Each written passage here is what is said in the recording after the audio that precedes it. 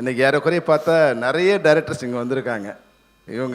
இவ்வளோ நாள் துபாயில் இருந்தாங்க, இப்போ வந்து இங்கே வந்திருக்காங்க.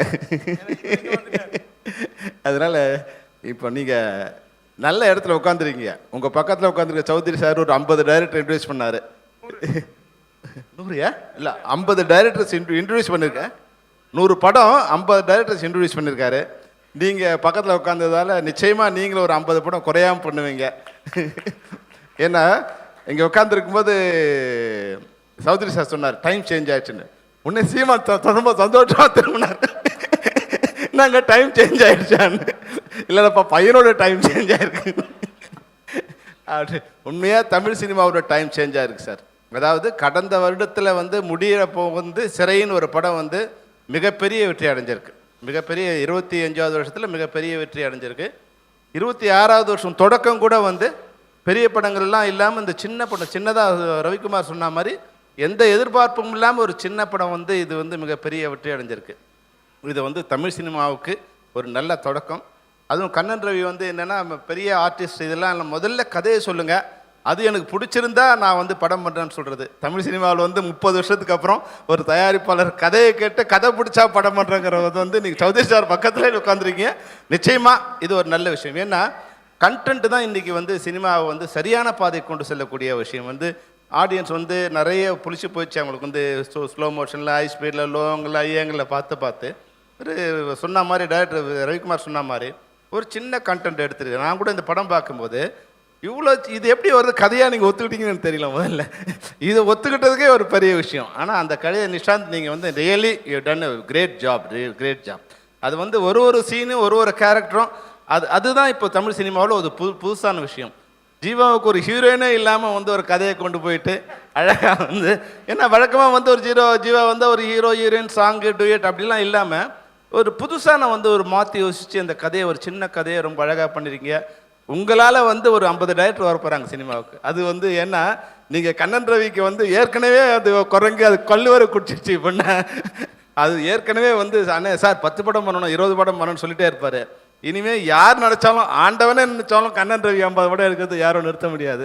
அது தமிழ் சினிமாவுக்கும் எங்களுக்கு ஒரு நல்ல விஷயம். நிச்சயமாக தமிழ் சினிமா ஒரு நல்ல விஷயத்தை நோக்கி போயிட்டுருக்கு.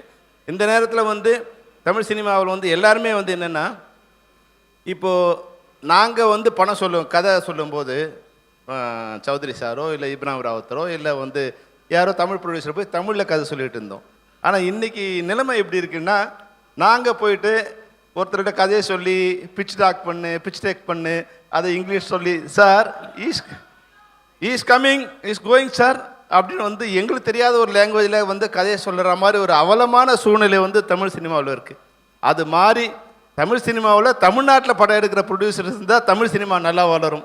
அதுதான் இப்போ நாங்கள் கற்றுக்கிட்ட விஷயம். இப்போ மறுபடியும் போயிட்டு ஏன்னா இப்போ உண்மையாகவே எங்களுக்கு ஒரு வருத்தமான இதுலேருந்து நாங்கள் மாற ஒரு நல்ல சுச்சுவேஷன் ஏற்பட்டிருக்கு. ஏன்னா நம்ம தமிழ் சினிமாவில் இனிமேல் வரும்போது நம்ம ரிலீஸ் செய்தியை நாம் டிசைட் பண்ணுற மாதிரி ஒரு நிலைமை வந்தால் நல்லாயிருக்கும்.